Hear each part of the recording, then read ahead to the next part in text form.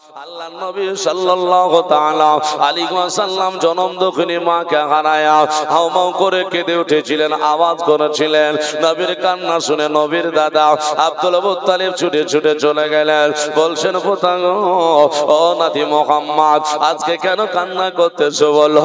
দয়ার নবী মাহারা দাদার সামনে বলছেন, বলে দাদা গো, আব্বাকে হারিয়েছি, চোখে দেখতে ভয় নাই, আবার চোখে দেখে মাকে হারিয়ে ফেললাম। মায়ের আদর কয়েকদিন কয়েক বছর পেয়েছি, মা জনম দুঃখিনী আমাকে ছেড়ে চলে গেল। চট করে নবীকে কাঁধে করে নিলেন।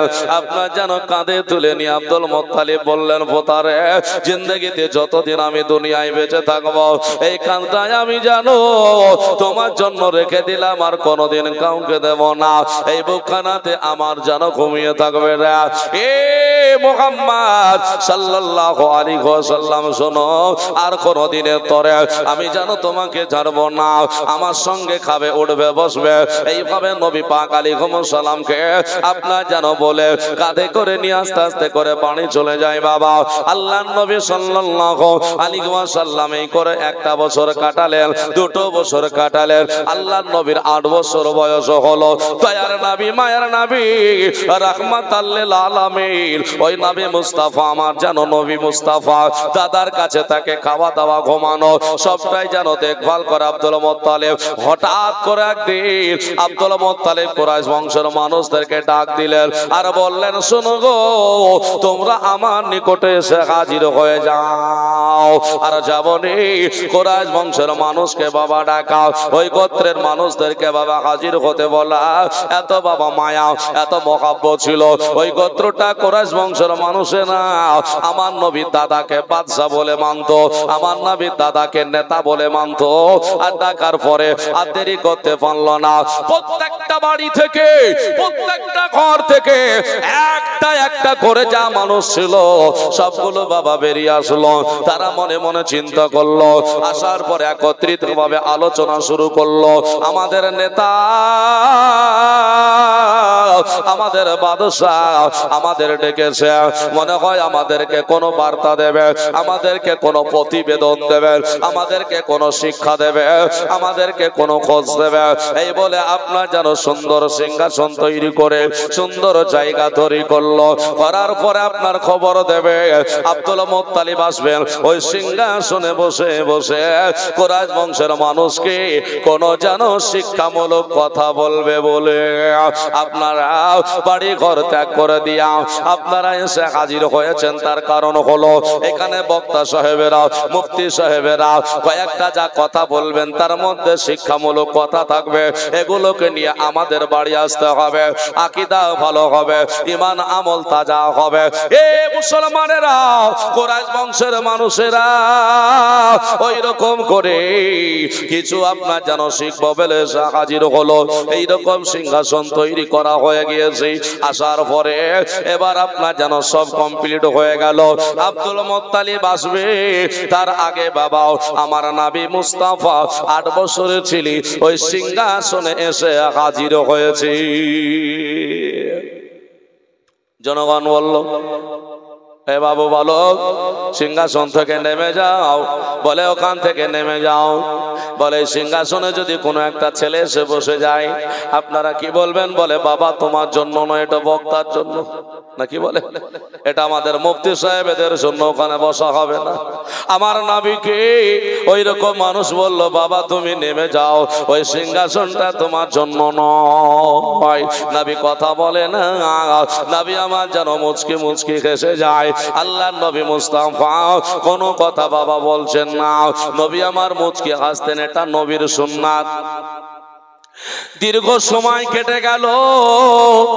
মানুষ আপনার যেন এক এক রকম করে এক একজন আপনার বলতে আরম্ভ করলো।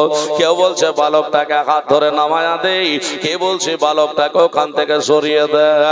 আবার একজন বলে উঠলো, বলে না, এটা তো আমাদের বাদশাহ আব্দুল মুত্তালিবের সঙ্গে ঘোরাঘুরি করে, ওনারই পোতা, ইনাকে আমরা নামিয়ে দেব না। আমাদের হুজুর আসবেন। হুজুর আসার পরে ওই বাচ্চাটাকে নামিয়ে দেবে, বাচ্চাটাকে না হলে একটা থাপড় দেবে, তারপরে নামায়া দেবে। আমরা আর কিছু বলবো না, ওটা হুজুরের উপরে ছেড়ে দিলাম। আল্লাহ আল্লাহ, নবী আমার যেন কান পেতে শুনলেন, কোনো কথা কাউকে কিছু বলে না, ঘেসে ঘেসে মুচকি মুচকি হাসে আর যেন বসে থাকে। সবাই দেখলো আমার আব্দুল মুত্তালিব ওই হুজরাখানা থেকে বাবা বের হয়ে গুটি গুটি পায়ে আসতে আরম্ভ করে। এক দুই পা করে হেঁটে হেঁটে আপনার যেন সিংহাসনের দিকে আসছেন। যেমনই বাবা সিংহাসনের কাছে আসবে, নিকটে আসা আমার নবী মুস্তাফার চোখে চোখ পড়ে গেল। নবী তাকায়া দেখলেন দাদার চোখের দিকে, আর দাদা আমার নবীর দিকে তাকায়া দেখতে আরম্ভ করলো। জনগণ মনে করলো আব্দুল মুত্তালিব এসে নবীকে ওখান থেকে নামায়া দেবে, কিন্তু ঘটনাটা উল্টো হয়ে গেল। বিরাদার, আব্দুল মুত্তালিব এসে আপনাদের মতো করে আপনারা যেমন বসে আছেন, কুরাইশ বংশের মানুষেরা যেমন বসেছিল ওই রকম করে নিচে এসে বসে গিয়েছে। আর যেমনই বসে যাওয়া সঙ্গে সঙ্গে বলল, হুজুর এটা কি হয়ে গেল? ওই সিংহাসনটা আপনার জন্য তৈরি হয়েছে, আর আপনি কেন এখানে বসলেন বলুন? ওটা আপনার জন্য, আপনি ওখানে গিয়ে বসুন। তাদের ধারণা ছিল বাচ্চাটাকে নামায়া দিবে। আল্লাহ আল্লাহ, নবীকে আপনাদেরকে প্রথমে চিনিয়েছি। আব্দুল মুত্তালিব খাড়া হয়ে গিয়ে বললেন, এ কুরাইশ বংশের মানুষেরা গো, তোমরা আমাকে না ভালোবাসো বলে আমার কাছে আমারটাকে এসেছো বলে বলে শোনো, ওই সিংহাসন কেন তৈরি করেছো বলো? সবাই বলল বলে হুজুর আপনি আমাদের নেতা, আপনি আমাদের সর্দার, এই কারণেই আপনার জন্য তৈরি হয়েছে। আমার আব্দুল মুত্তালিব বললেন, শোনো তাহলে তোমাদের কার বক্তব্য দেওয়ার দরকার নেই, আমারও বক্তব্য দেওয়ার দরকার পড়বে না। আমি যদি নেতা হই তোমাদের, আমি যদি বাদশা হই, আমার জন্য যদি সিংহাসন তৈরি হয়, ওই মুহাম্মদুর রাসূলুল্লাহ সাল্লাল্লাহু আলাইহি ওয়াসাল্লাম ওই বালকটা যেই সিংহাসনের উপরে বসে রয়েছে, ওই বালকটাকে তোমরা কি জানো বলো? বলে হুজুর আপনার পোতা বলে জানি, আপনার নাতি বলে জানি। আর আব্দুল মুত্তালিব বললেন, বলে শোনো, শুধু এটা বলে জানলে হবে না, হবে না। বলে কেন? বলে এই কারণেই। বলে কি হয়েছে? সুবহানাল্লাহ। যাই হোক বাবা, বিরাদান ইসলামে দেখেন ওমর শেখ মসজিদের উন্নতির জন্য 500 টাকা দান করেছে। আল্লাহ কবুল করুক, সকলে বলি আমিন। মুসলমান, আলোচনা হবে মসজিদের জন্য দান করবেন। মসজিদ বাবা যেমন তেমন ঘর নয়, খোদার ঘর, দুনিয়ার কারো মানুষের সাধারণ ঘর নয়। বিরাদান ইসলাম যাই হোক না কেন, যারা দান করার একটু এসে দান করে যাবেন, ইনশাআল্লাহ দোয়া হবে। বাবা আমার নবী পাক আলাইহিস সালামের জন্য বলছেন, শোনো আমি যদি একটা গোত্রের নেতা হই, একটা গোত্রের যদি আমি বাদশা হই, আমার জন্য যদি সিংহাসন তৈরি হয়, তাহলে তোমরা জানো ওই মুহাম্মদ পাকিস্তান, বাংলাদেশ, ভারত নয়, ইরাক, তুর্কিস্তানের নয়, আজকে মক্কা মদিনা শরীফের শুধু নয়, মুহাম্মদুর রাসূলুল্লাহ কুল কায়নাতের বাদশা। জোরে জোরে বলি সুবহানাল্লাহ। এ মুসলমানেরা, আজ সেই নবীর উম্মত আমরা হতে পেরেছি, যেই নবী হলো জান্নাতের দলিল বাবা, যেই নবী হলো আপনার জানো কুল কায়নাতের বাদশা, যেই নবীকে নামাজের মধ্যে আপনার লাগে, যেই নবীকে রোজার মধ্যে লাগে, যেই নবীকে হজে গেলে আপনার যেন লাগে, নবী ছাড়া হজ কবুল হয় না, ওই নবীর উম্মত হতে পেরেছি। আব্দুল মুত্তালিব বললেন, শোনো আজ তোমরা জেনে যাও, সারা পৃথিবীর কোনা কোনা যদি খুঁজে খুঁজে একবার দেখা হয়, আমার নবী মুহাম্মাদের মতো পৃথিবীতে আর মানব খুঁজে পাওয়া যাবে না। পাওয়া যাবে? নবীর মতো হবে না, নবীর মতো আর কাউকে পাওয়া যাবে না। তাই নাকি? বলে হ্যাঁ। মানুষেরা বলল, বলে হুজুর গো, ওই গোত্রের মানুষেরা, কুরাইশ বংশের মানুষেরা বলল, ও আব্দুল মুত্তালিব হুজুর আপনি তাহলে বলুন, এতদিন কেন আমাদের জানালেন না বলুন? বলে একটা কথা কি জানো? বলে কি? বলে তোমরা তো ঘটনা শুনেছো, জীবনী শুনেছো। বলে কি?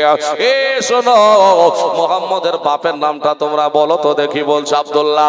আপনারই তো বেটা? বলে হ্যাঁ। বলে আব্দুল্লাহ কি ইহুদিরা মারবো বলে ঘেরাও কেন করেছিল বলো? তার একটাই হলো কারণ, অন্য কোনো কারণ নয়। কারণ হলো ওই আব্দুল্লাহর পৃষ্ঠ হইতে মুহাম্মদ পৃথিবীতে আসবে, আর মুহাম্মদ যদি পৃথিবীর বুকে আবির্ভাব হয়ে যায় তাহলে পরে ধর্মটা ইহুদিদের বাতিল হয়ে যাবে।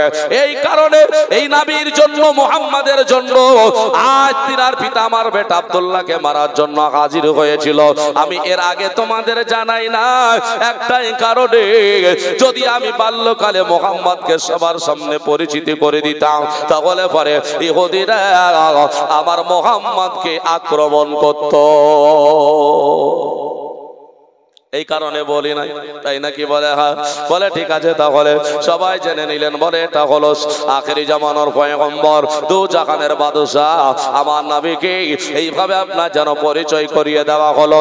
এবার বললেন সবাই তাহলে তোমরা চিনলে? বলে হ্যাঁ। একে দেখলে শ্রদ্ধা করবে, একে দেখলে তাজিম করবে, তোমরা একে একে বাড়ি চলে যাও। উঠে আপনার যেন বাড়ি যেতে আরম্ভ করলো। যেমনই বাবা বাড়ি হাজির দিতে শুরু করে দিয়েছে, আমার আব্দুল মুত্তালিব নবী মুস্তাফার চাচা ঘরের বসেছিল। সবাই এবার বলতে আরম্ভ করলো, উঠে তাহলে আব্বা আমরাও বাড়ি চলে যাই। আল্লাহর নবীর দাদা বলে না, তোমরা থেকে যাও, তোমাদের বাড়ি যাওয়া হবে না। বলে কেন? বলে এই কারণে তোমাদের বাড়ি যাওয়া হবে না, তোমার সঙ্গে, তোমাদের সঙ্গে আমার কিছু কথা রয়েছে। আমার নবীকে বলে মুহাম্মদ, ও আমার পোতা গো, তুমি ঘরে চলে যাও। আল্লাহর নবী আব্দুল মুত্তালিবের হুজরাখানাতে বাবা চলে গেলেন। আমার নবী পাক আলাইহিস সালাম কান লাগায়া দাদার কথা আপনার যেন শুনবে। কেননা দাদা কেন আমারে পাঠায়া দিল? বলে সব কুরাইশ বংশের মানুষেরা বাড়ি চলে গেল, আর নবীর চাচা গণেরা আব্দুল মুত্তালিবের সামনে বসে রইল। এবার বসে আছে। এবার বলল, আব্দুল মুত্তালিব ডেকে বলছে, বলে বেটারা, বলে কি হলো? এক এক করে করে তোমাদের ভাতিজা আমার পোতা আব্দুল্লাহর বেটা মুহাম্মদ 2 বছর আমার কোলে থাকলো, আমার দাড়িগুলো ফেকে গিয়েছে, চুলগুলো সাদা হয়ে গিয়েছে। আল্লাহ আল্লাহ, যার দাড়িগুলো সাদা হয়েছে, মাথা চুলগুলো সাদা হয়ে গিয়েছে, শুকরিয়া আদায় করুন, দুঃখের কোনো কারণ নাই। কেননা যদি সাদা দাড়িওয়ালা আল্লাহর কাছে হাত তুলে দেয়, আমার আল্লাহ তার হাতটা ফিরিয়ে দিতে লজ্জা করে। একটু জোরে বলবেন না? আল্লাহ এত ভালোবাসে। আব্দুল মুত্তালিব বলেন, আমার দাড়িগুলো সাদা হয়েছে, চুলগুলো ফেকে গিয়েছে, আমি আর মনে হয় পৃথিবীর বুকে বেশি দিন বাঁচতে পারবো না, আমি দুনিয়ার বুক থেকে চলে যাব।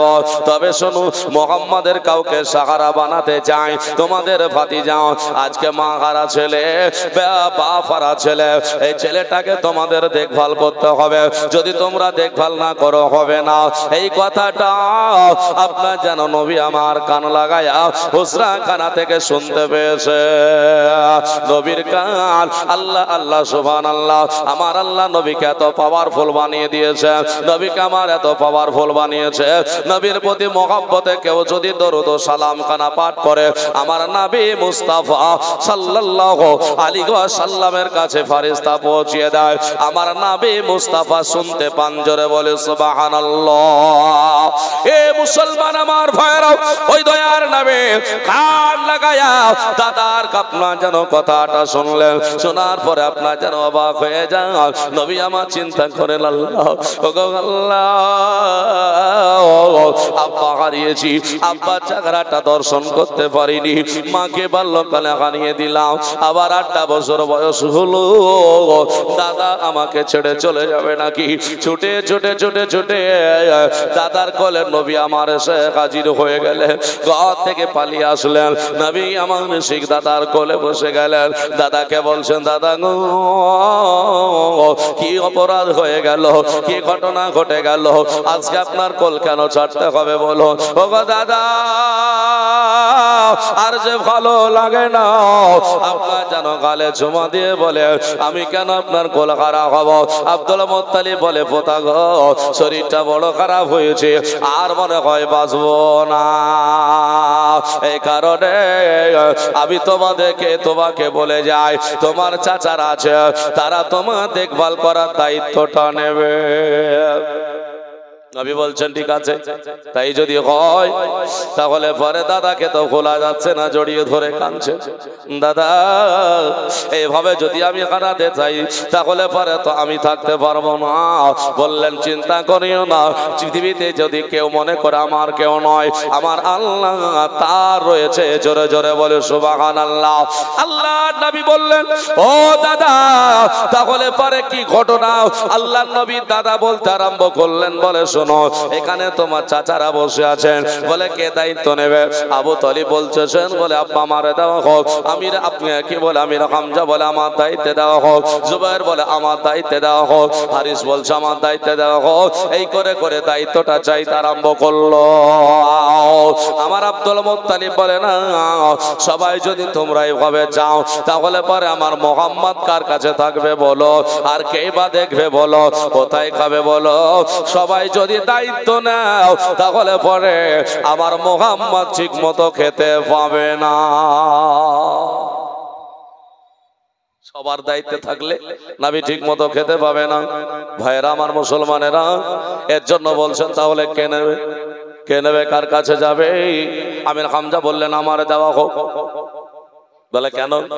বলে জঙ্গলে শিকার করতে যাবে, আর শিকার করার পরে ওই শিকারের পিছনে তুমি যখন ছুটবে, হরিণের পিছনে ছুটবে, ওই সময়তে মুহাম্মদ তোমার পিছনে থাকলে ইহুদিরা হয়তো নিয়ে চলে যাবে, আক্রমণ করবে। নবীকে তারা ভালোবাসে না, আমার পোতাকে ভালোবাসে না, তাই নাকি? বলে এই কারণে আমির হামজা রাদিয়াল্লাহু তাআলা আনহুকে দেওয়া গেল না। কে নেবে? কার কাছে যাবে? আমার আব্দুল মুত্তালিব বললেন পোতা ও মুহাম্মদ সাল্লাল্লাহু আলাইহি ওয়াসাল্লাম, আজকে জানো তোমার চাচারা বসে আছে, যার কোলটা তুমি পছন্দ করো, যার কাছে যাব মনে করছো, তুমি চলে যেতে পারো। যার কোলে তুমি চলে যাবে সে তোমারে দেখভাল করবে। সবাই নামার জন্য বসেছিল, আমার নবীকে যেন নেবে। নবী আমার দাদার কোলে এমন করে গাউমাউ করে কেঁদেছিলেন, চোখের পানি দিয়ে দাদার বুকটা ভিজিয়ে দিয়ে বলেছিলেন, দাদা গো, মা চলে যাওয়ার পরে 2 বছর কোনোদিন মায়ের ব্যথা পেতে পাইনি, আমি আব্বার ব্যথা পাইনি, সব দুঃখ ব্যথাটা নিবারণ করে দিয়েছিলেন। আজ নতুন করে আবার যেন উজাড় হয়ে গেল। কাঁদতে কাঁদতে কাঁদতে কাঁদতে নবী আমার দাদার কোল থেকে নেবে ওনার চাচা আবু তালিবের কাছে চলে যায়। যাবনি আবু তালিবের কোলে চলে যাওয়া। আব্দুল মুত্তালিব সেই সময় বলেছিলেন, আমার বেটা আব্দুল মুত্তালিব শোনো। বলে কি হলো? বলে তোমার কোলে মুহাম্মদ রইল, আমার একটা অবশ্যই তুমি মেনে নিও, আমার কথা একটা তুমি মেনে নিও। বলে কি? বলে যতদিন তোমার কাছে থাকবে তুমি তারে দেখভাল করবা, প্রয়োজনে শরীরের ক্ষতি যদি হয়, রক্ত যদি চলে যায় যাবে, তবে আমার পোতা তোমার ভাতিজা মুহাম্মাদের যেন কিঞ্চিত পরিমাণ কোনো ক্ষতি না হয়। কেননা এই মুহাম্মদ হলো 2 জাহানের বাদশাহ, মক্কা নগরে আজকে যেন অসহায়দের সাহারা।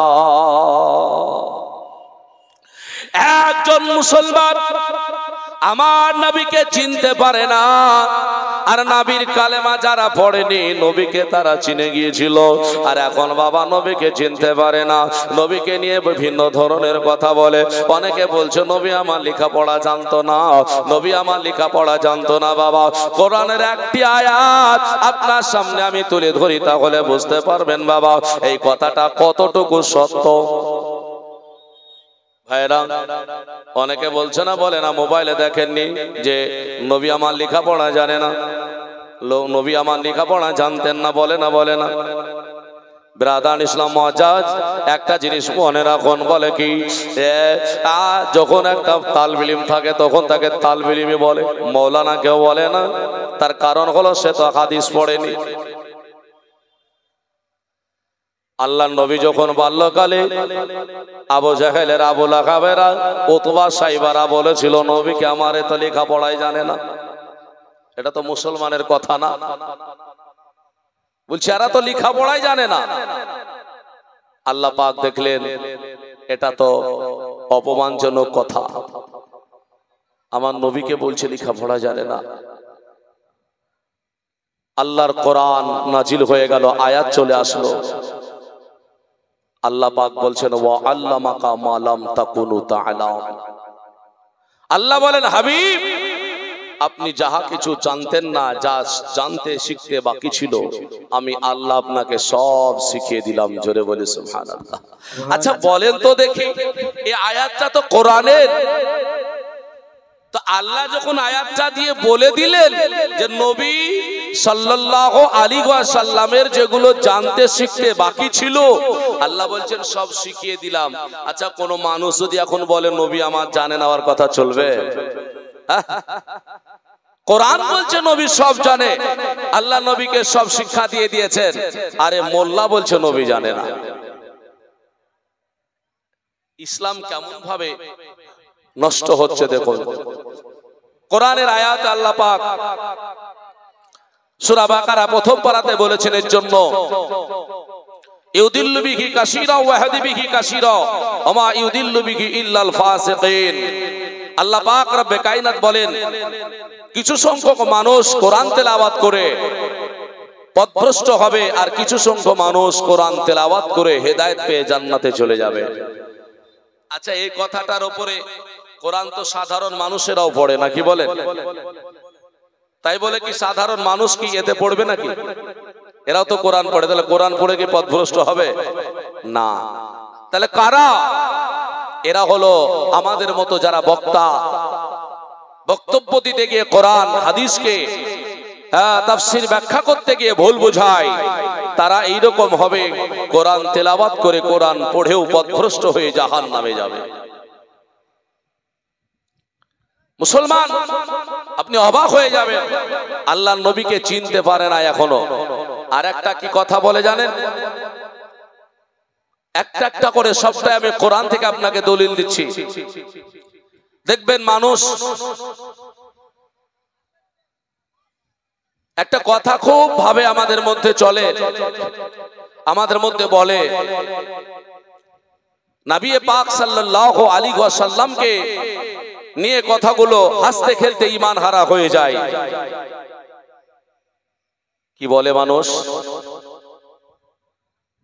সব ধর্মই ঠিক, নবী তো বলেছেন তোমার ধর্ম তুমি করো, আমার ধর্ম আমি করি।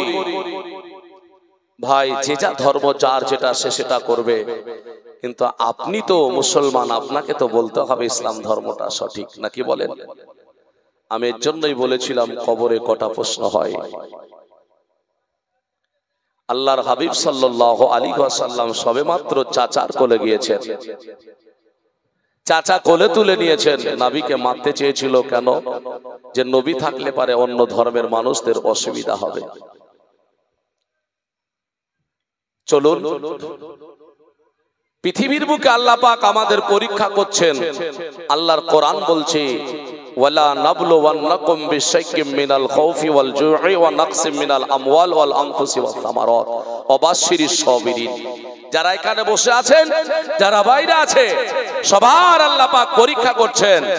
দুনিয়াতে এসেছেন, আল্লাহ পাক আপনাদের আমাদের পরীক্ষা করছেন কিভাবে? আল্লাহ বলছেন তোমাদের আমি পরীক্ষা করব ভয় দেখিয়ে, ক্ষুধার্ত দিয়ে, তোমাদের ফল ফুল নষ্ট করে বিনষ্ট হবে, এর মধ্যে থেকেই তোমাদেরকে ধৈর্য ধারণ করতে হবে। কিছুদিন পূর্বে আমাদের গম হয়েছিল, কয়েক বছর পূর্বে গম জিরার মতো হয়েছিল, হয়েছিল না? ফল ফুল নষ্ট হয়ে গেল। আল্লাহ আমাদের পরীক্ষা নিয়েছেন। আবার আল্লাহ পাক বলছেন ভয়। আচ্ছা বলেন মুসলমান আমরা ভয় আছি নাকি খুশিতে আছি? আমরা ভয়ে নাই।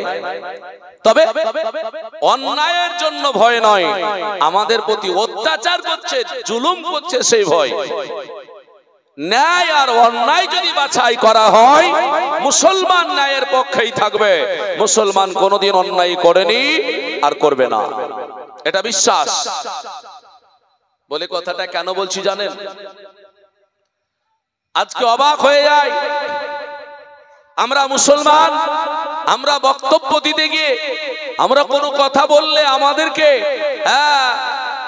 বলে জঙ্গি, আমাদেরকে বিভিন্ন রকমের কাজ বলছে, এরা বক্তব্য দিতে গিয়ে সন্ত্রাস তৈরি করে। আর তিনারা বক্তব্য দিতে গিয়ে ডাইরেক্ট বলছেন মুসলমানদের দোকানে খাওয়া হবে না, মুসলমানদের দোকানে যাওয়া হবে না, মুসলমানদের সঙ্গে লেনদেন করা হবে না, প্রকাশ্যে মুসলমানদেরকে বয়কট করো। বলছে না, বলে না? কেউ এদেরকে সমন পাঠায় না, কেউ ডেকে পাঠায় না, পুলিশ কিছু বলে না। কেন? তার কারণ হলো ওপর থেকে ধরে আছে, গলায় ফাঁসি দিয়ে কিছু বললে টান দেবে, আর আমরা তো পারি না। বুঝেছেন? হ্যাঁ, মুসলমান যারা বড় বড়, বিকাশ রঞ্জন ভট্টাচার্য তিনি বলছেন গীতায় কোথাও তো গরুর গোশত খাওয়ার নিষেধ, এটা তো লেখা নেই। ওনাকে কিছু বলছে না। আর আমরা ওদের টোটালেই কথা বলি না। আমরা বলি যে হালাল পশু আল্লাহ হালাল করেছে, খাও। হ্যাঁ না? কে খাবে না খাবে আর আমাদেরই দোষ হয়ে গেল নাকি? বলছে তাহলে জুলুম করছে তাই ভয়ে। আল্লাহ বলছেন এ ভয় তো তোমাদের আসবে, আর এটার মধ্যেই তোমাদের আমি পরীক্ষা করব। এটা দুনিয়ায় আমাদের পরীক্ষা হচ্ছে, দুনিয়া আমাদের পরীক্ষা চলছে, পরীক্ষা আপনাকে দিতে হবে, এতে পাস আপনাকে করতে হবে। নাম্বার 2, আমি বলেছিলাম 5টা জায়গা, তার মধ্যে দুনিয়া হলো একটা। আর কবরে 3টা কেন প্রশ্ন হয় শুনুন। নামাজ পড়ছেন, রোজা রাখছেন, হজ করছেন, বাতিল হয়ে যাবেন যদি এই ক্যাটাগরি থাকেন। কোনটা? কবরে আপনাকে প্রথম প্রশ্ন করা হবে মান রব্বুকা, তাই তো? তোমার রবকে বলো। তো বলবেন রব্বি আল্লাহ, আমার রব আল্লাহ। ভালো কথা। আচ্ছা বলেন, এক আল্লাহ মেনে জান্নাত যদি পাওয়া যেত তাহলে পারে মা দিনুকা, তোমার ধর্মটা কি, এই প্রশ্ন করার দরকার ছিল? হ্যাঁ, দরকার ছিল না তো। আচ্ছা এবার বলুন, আমাদের সমাজে এই ধরনের মানুষ আছে না নাই? এক আল্লাহ মানলেই জান্নাত পাওয়া যাবে, আল্লাহকে মানলেই হলো, আছে না নাই? বহু আছে, দেখবেন। কিছু মনে নিয়েন না। পেপার পড়া লোক সারা দিন পড়তে পারেনি, সারা রাত চলে যাবে বলে কোথা থেকে এসে রাতে একবেলাও দেখার লোক আছে। মোবাইলটা সারাদিন ঘাটা হয়নি, বিছানায় ঘুমানোর সময় মোবাইলটা দেখার মানুষ আছে, আছে না নাই? কিন্তু কোরআন পড়া মানুষ নাই। হ্যাঁ, যে সারাদিন কোরআন পড়া হয়নি, রাত্রে ঘুমানোর সময় একবার কোরআনটা পড়ি, এক আয়াত মোবাইলে হোক পড়ি, এটা নাই।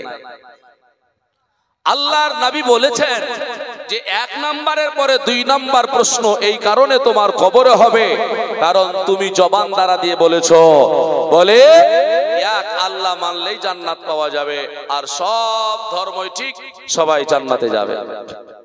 না বাবজি দেখেন 50 টাকা, আল্লাহ দানকে কবুল করুক। তো যাই হোক, মা দিনুকা, তোমার ধর্মটা কি বলো? বলবেন উত্তরটা কি হবে? দিনিয়াল ইসলাম। আচ্ছা, যে জবান দিয়ে আপনি বললেন সব ধর্মগুলো ঠিক, আপনি বলুন তো কবরে গিয়ে কি উত্তর হবে? নামাজ পড়া লোক, অফিস আদালত করা লোক আমাদের সমাজ আছে না নাই? সব ধর্ম ঠিক বলা মানুষ আছে না নাই? নামাজও পড়ছে, সব ধর্ম ঠিক, রোজাও রাখছে, বলছে সব ধর্ম ঠিক, হজ করে এসেছে, হাজি হয়েছে, বলছে সবাই ঠিক, যে ভালো কাজ করবে জান্নাতে যাবে। আরে জান্নাতেও যাবে না যাবে আল্লাহ দেখবে, কিন্তু কোরআন বলছে ইন্নাদ দীনা ইনদাল্লাহিল ইসলাম, আল্লাহর কাছে যদি পছন্দনীয় কোনো ধর্ম থাকে সেই ধর্মটার নাম হলো ইসলাম ধর্ম। নাকি বলেন? হ্যাঁ, আমি মুসলমান, কোরআন মেনে, আমি তো কোরআনের কথাই বলবো যে আমার ধর্ম সঠিক ধর্ম। তা আল্লাহ পাকের নবী বললেন ওই মানুষটা ছিটকে যাবে যেই মানুষটা সব ধর্মটাকে নিজের মনে করবে। কারণ অত জবান দিয়ে কবর আর বেরোবে না, রব্বিয়াল আল্লাহ দিনিয়াল ইসলাম বেরোবে না তো। কারণ তুমি কোন ধর্ম, সবটাকে তো সঠিক মেনেছো, তুমি বলবা কোনটা, বলো নাকি বলেন? আচ্ছা, এই সবটাকে যদি সঠিক বলে মানেন তো কবরে এটা ঘটবে না? কবরে তো এটা ঘটবে। এর জন্য 2 নম্বর প্রশ্ন এসেছে। তো এক আল্লাহ পাওয়ার পরে, ধর্ম পাওয়ার পরে তো জান্নাত পাওয়ার দরকার ছিল। বলছো হবে না। বলে কেন হবে না? বলে এই কারণে তোমার জান্নাত পাওয়া যাবে না। বলে যখনই এক আল্লাহ পাওয়া গেল, ধর্ম ইসলাম পাওয়া গেল, দেখা গেল এক আল্লাহর মধ্যে আর কোন রকমের কোন দ্বিমত নেই, সবাই এক আল্লাহকে পাওয়ার পরে আপনার যেন মেনে নিয়েছি, কিন্তু ধর্ম পাওয়ার পরে এই ধর্মটা নেওয়ার পর আপনার যেন ধর্মের মধ্যে কিছু কমতি থেকে গেল। এর জন্য বাবা ওই কবরে 3 নাম্বার প্রশ্ন আনা হলো, বলে কি কমতি ছিল? বলে ইসলাম তো আগে আসলো, ইসলাম পাওয়া গেল, কিন্তু আমার নবী দুনিয়াতে আসলেন না, কোরআন আসলো না। এর জন্য বলছে নবী যতক্ষণ পর্যন্ত না আসলেন, কোরআন যতক্ষণ পর্যন্ত নবীর উপরে না আসলো, ইসলামের মধ্যে যেগুলো কমতি হয়েছিল, পরিপূর্ণ হয়েছিল না, এগুলো নবী পাক আলাইহিস সালামকে দিয়ে আমার আল্লাহ পরিপূর্ণ করে দিলেন। এর জন্য বলে শোনো, পৃথিবীর বুকে তোমাকে যদি চলতে হয়, কোরআন মানতে হবে, নবী মানতে হবে, তার সঙ্গে তোমাকে এক আল্লাহ বলে স্বীকার করতে হবে, আল্লাহ তাবারক ওয়া তাআলাকে মানার পরে ধর্মটাও মানতে হবে। এর জন্য 3 নাম্বার প্রশ্ন আপনার আমার কবরে হবে, কেননা ইসলাম যারে দিয়ে পরিপূর্ণ হয়েছে, কবরের প্রশ্ন তাকে দিয়ে আপনার যেন শেষ করা হবে। এর জন্যই 3 নাম্বার প্রশ্ন এসেছে। তো কেউ যদি বলেন যে ধর্মর আল্লাহ মানলে জান্নাত পাওয়া যাবে, আর কবরে বুঝি 3 নাম্বার প্রশ্ন হবে না? হবে না? হবে। আর কবরেও 3 নাম্বার প্রশ্ন হবে। এর জন্য বাবা নামাজ রোজা করার পরে এগুলো নষ্ট করিয়ে দিয়েন না, যদি নষ্ট হয়ে যায় তাহলে বাবা ক্ষতি হয়ে যাবে। এর জন্য চেষ্টা করবেন কখনো জবান দ্বারা দিয়ে আমার নবীর যেন তাওহীদ না হয়ে যায়, গোস্তাকি যেন আপনার দ্বারা না হয়ে যায়। বিরাদার ইসলাম মুআজ্জাজ সামাইনে হাজরাত, 4 নাম্বার প্রশ্ন কেন কবরে হবে না? এই কারণে হবে না। 4 নাম্বার প্রশ্ন বলে নবী আসার পরে আর ইসলামের কমতি রইল না, আর কমতি না থাকার কারণে দুনিয়ায় আর প্রয়োজন পড়ল না। এর জন্য 4 নম্বর কবরে আর দরকার হবে না। তবে বাবা অনেক ওলামায়ে কেরামের জবান থেকে হয়তো শুনেছেন, কখনো ক্যাসেটে আপনার যেন বক্তব্য শুনেছেন, বলে পৃথিবীর বুকে তোমরা যাই করো না কেন, তোমরা বেশি বেশি করে আমল করো, কেননা তোমার কবরে তোমাকে আমলের কথা জিজ্ঞাসা করা হবে। তুমি দেওবন্দি কিনা তোমাকে জিজ্ঞাসা করা হবে না, তুমি ফারাজি কিনা জিজ্ঞাসা করা হবে না, তুমি আজকে নামাজ হবে কিনা জিজ্ঞাসা করা হবে না, তুমি নামাজ পড়েছো কিনা এটাই জিজ্ঞাসা হবে। তুমি বারালি কিনা জিজ্ঞাসা করা হবে না। তারা বলে এগুলো কিছুই নয়, তোমার কবরে আমলের কথা জিজ্ঞাসা হবে। তুমি আমল করো, কবরে গিয়ে পার পাবে, বলে না। কিন্তু আল্লাহি খোদার কসম করে বলি, কবরে আমলের কথা জিজ্ঞাসা হবে না। যে কবরে মান রব্বুকা মা দিনুকা মান নবিয়ুকা 3টা যে প্রশ্ন হবে, এই 3টা প্রশ্ন আমল নয়, 3টাই হলো ঈমান। বুঝেছেন? কবরে 3টা প্রশ্ন, আমল না ঈমান। 3টা প্রশ্ন ঈমান। এর জন্য বাবা কবরে আমলের কথা হবে না। আমলের কথা কোথায় হবে চলো এবার দেখি, তাহলে বাবা বুঝতে পারবেন। এবার কবর হলো 2 নাম্বার, 2টো জায়গায় পরীক্ষা হয়ে গেল। 5টা জায়গায় মানুষের পরীক্ষা হবে বলেছিলাম। একটা হলো দুনিয়া, 2 নাম্বার হলো কবর। কবর থেকে আপনাকে উঠানো হবে, উঠানোর পরে মিজানের পাল্লায় হাজিরি করে দেওয়া হবে। ওই জায়গায় নেকি আর গুনাহ দুটোকে 2 পাল্লায় তুলে দিয়ে আপনার যেন বিচার করা হবে, আপনার যেন পরীক্ষা করা হবে। 3 নাম্বার জায়গা সমাপ্ত হয়ে গেল।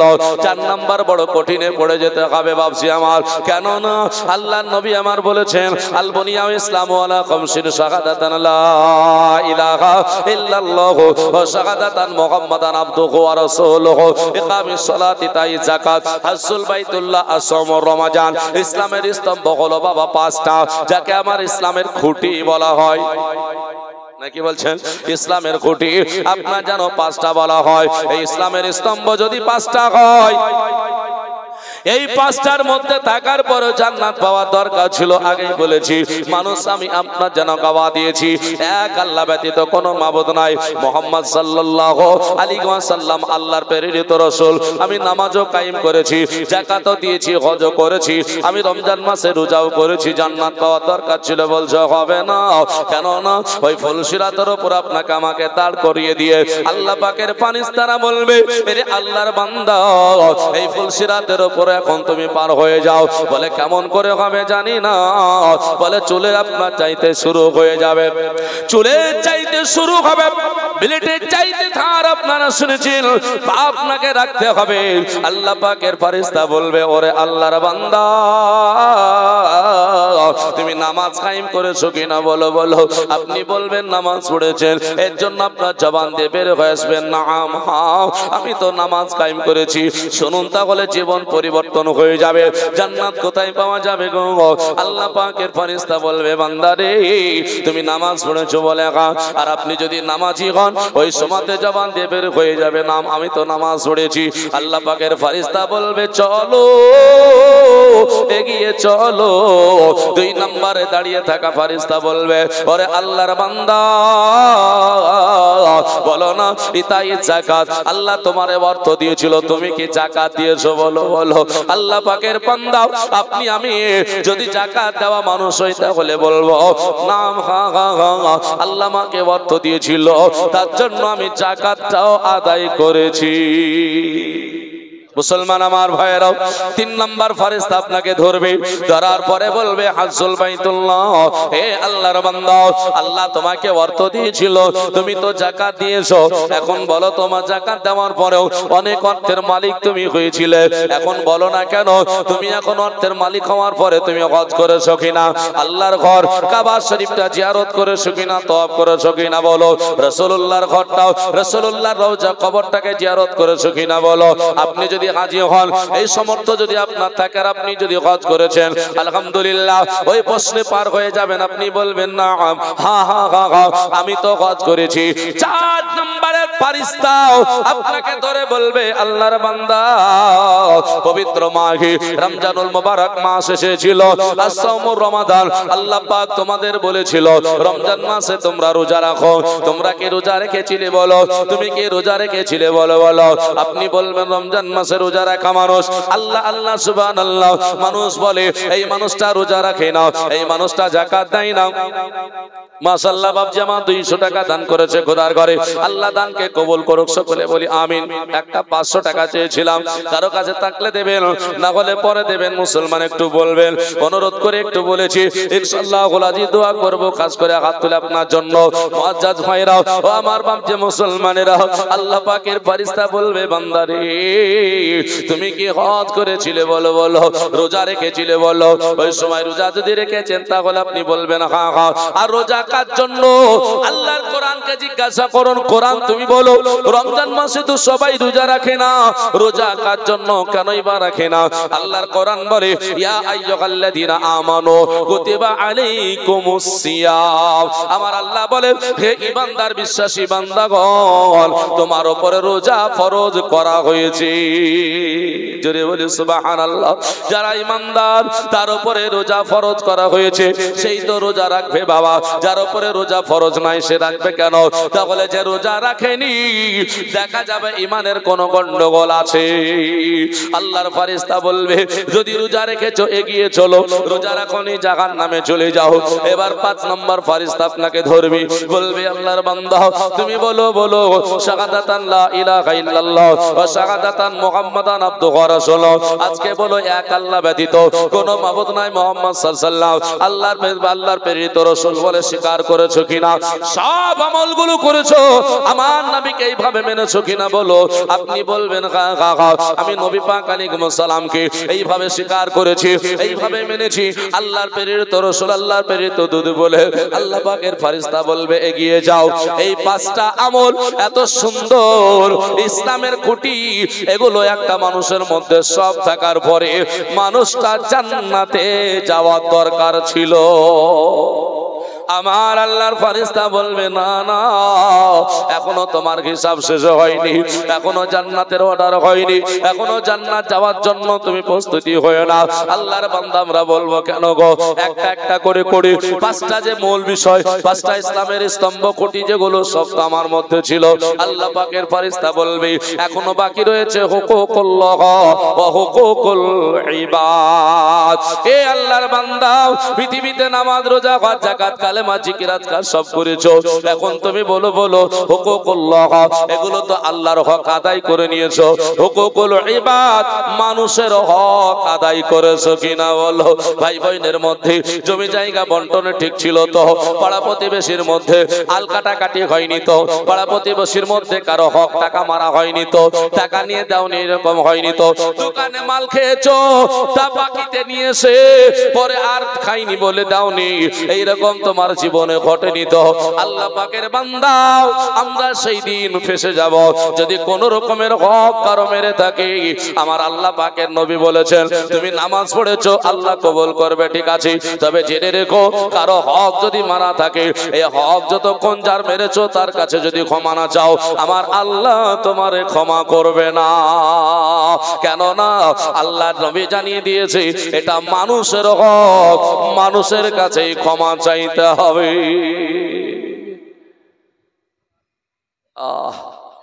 এবার বলুন, এখানে গিয়ে ফাঁসবো কি ফাঁসবো না? ফাঁসবো না?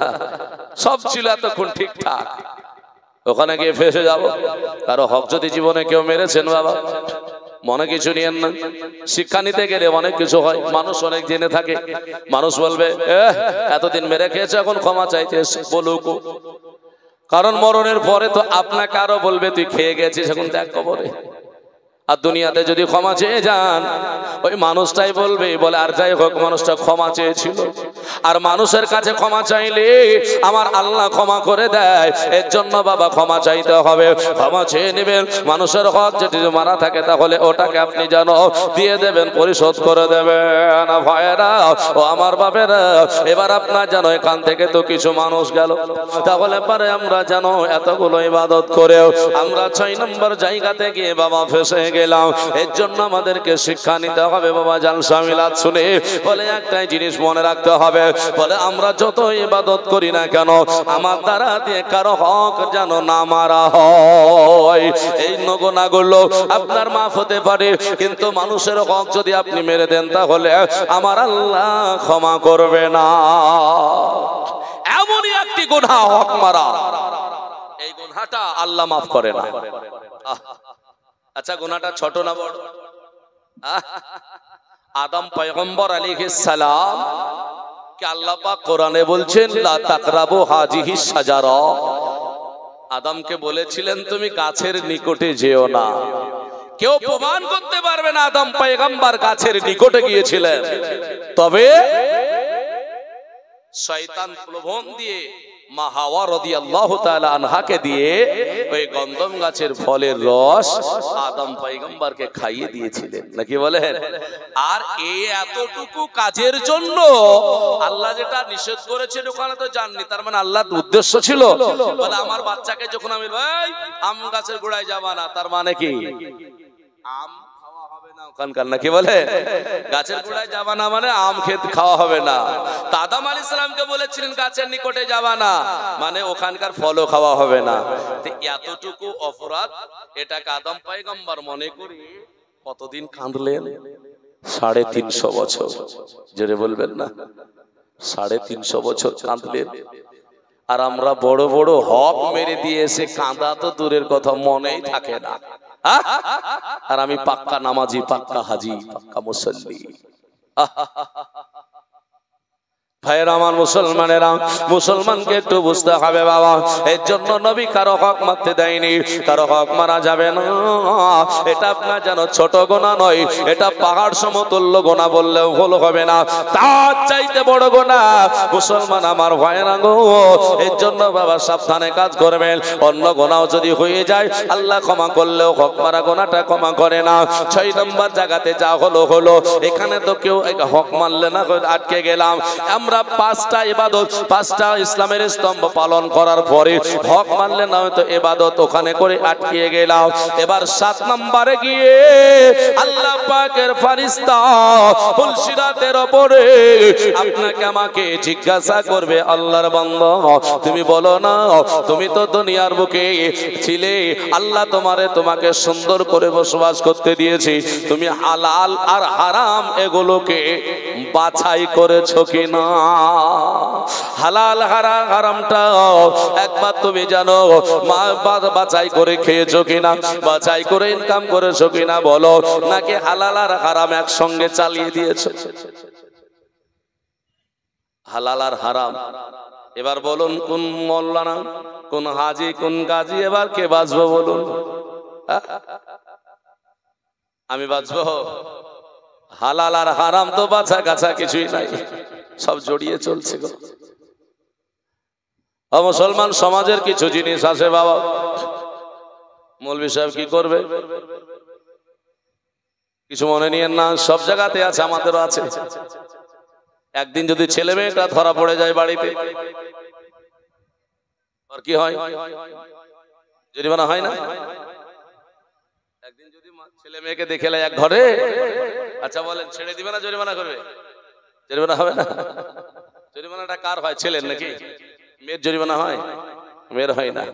আমি উত্তর দিনাজপুরের দিকে জলসায় গিয়েছি, আমি বহু জায়গায় গিয়েছি ধরে, হ্যাঁ, আসাম বলেন আর বিহার বলেন, ঝাড়খণ্ড বলেন, আমি অনেক জায়গায় গিয়েছি। আমার পরে যিনি আসবেন আমার উস্তাদ হযরতুল আল্লাহ মুফতি শামসুদ্দিন মিসবাহি সাহেব কিবলা মাদ্দাজিল্লাহুল আলী, ওনার আব্বা জান শাইখুল হাদিস সাইদাপুর মাদ্রাসার প্রিন্সিপাল ছিলেন, উনিও আসবেন।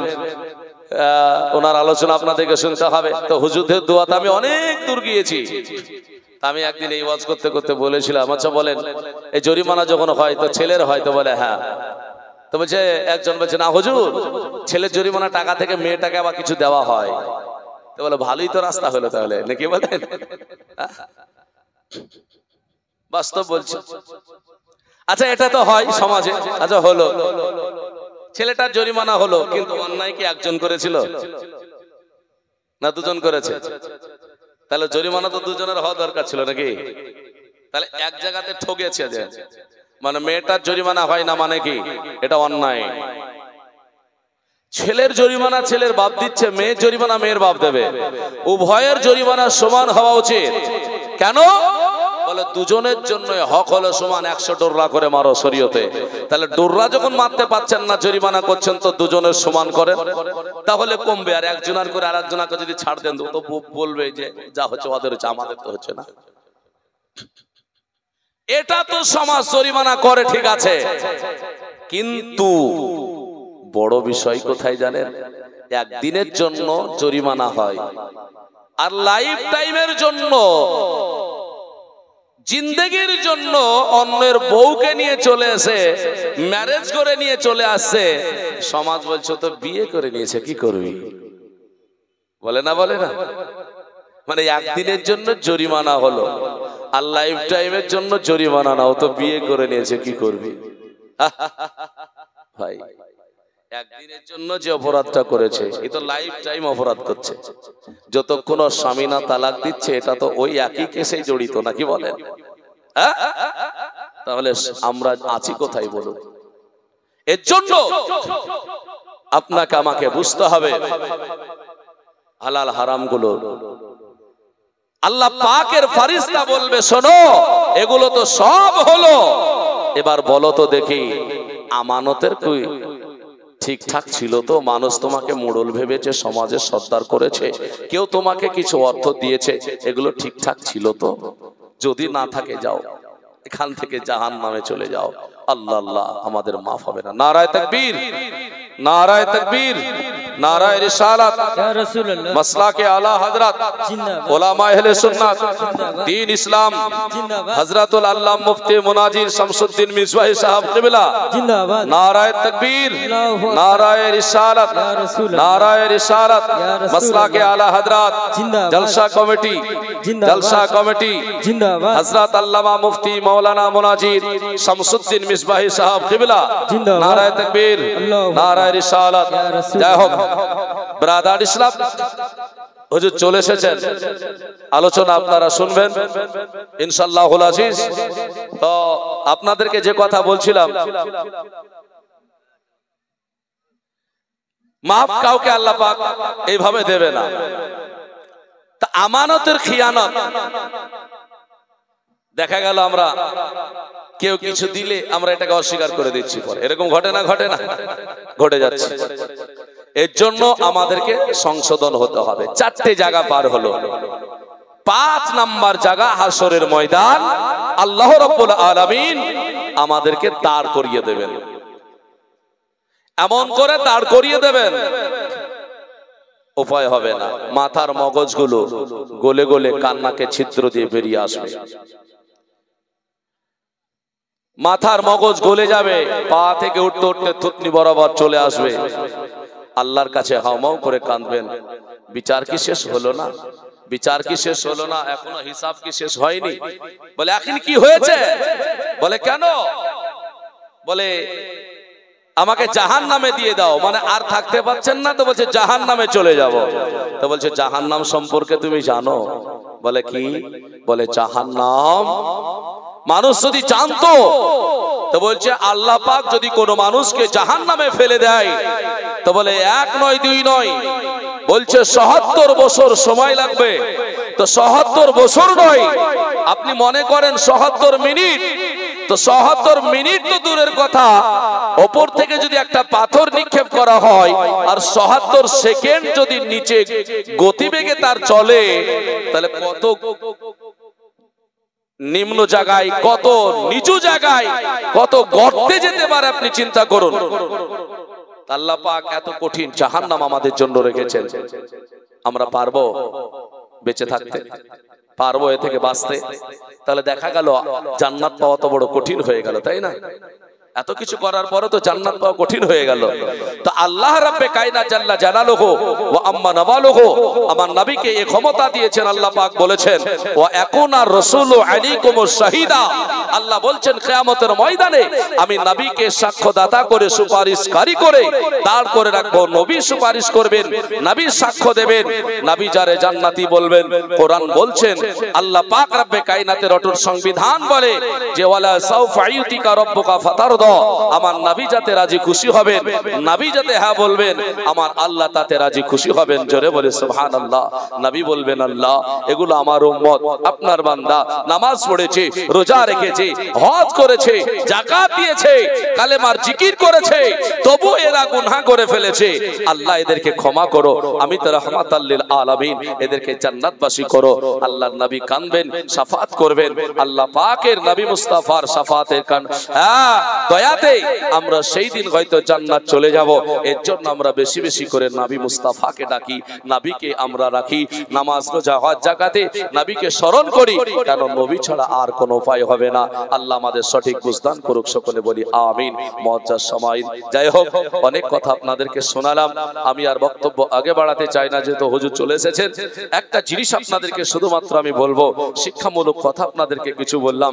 মানুষের আজকে প্রথম থেকে আমার লাস্ট পর্যন্ত যে শিক্ষামূলক কথাগুলো আপনাদের কাছে আমি দিয়েছি, এগুলো একটু নেওয়ার চেষ্টা করবেন এবং আল্লাহ পাক যেন আমল ও ঈমান সঠিকভাবে রেখে যেন আমাদেরকে পালন করার তৌফিক দান করে, সকলে বলি আমিন। বলার মাধ্যমে যদি হয়ে থাকে ভুল ত্রুটি খোদার কাছে ক্ষমা প্রার্থী, ভাষায় যদি হয়ে থাকে ভুল ত্রুটি ছোট ভাই এবং সন্তান হিসেবে ক্ষমা প্রার্থী। একবার তওবা পড়ে নি, আস্তাগফিরুল্লাহ রাব্বি মিন কুল্লি জামবি ওয়া আতুবু ইলাইহি, লা ইলাহা ইল্লাল্লাহু মুহাম্মাদুর রাসূলুল্লাহ সাল্লাল্লাহু আলাইহি ওয়াসাল্লাম। আসসালামু আলাইকুম ওয়া রাহমাতুল্লাহি ওয়া বারাকাতুহু।